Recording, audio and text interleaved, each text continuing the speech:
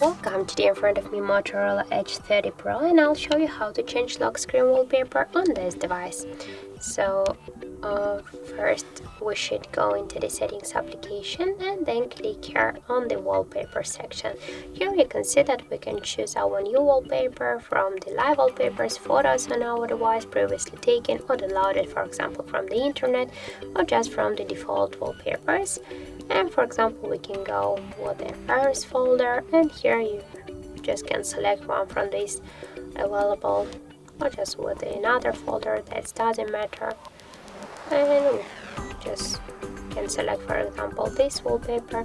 Here click to lock screen, and you can see how this wallpaper will just the look of this wallpaper on your lock screen. I'll just click here to OK, and we want to change the lock screen. Click here, and here you got the message that wallpaper set successfully.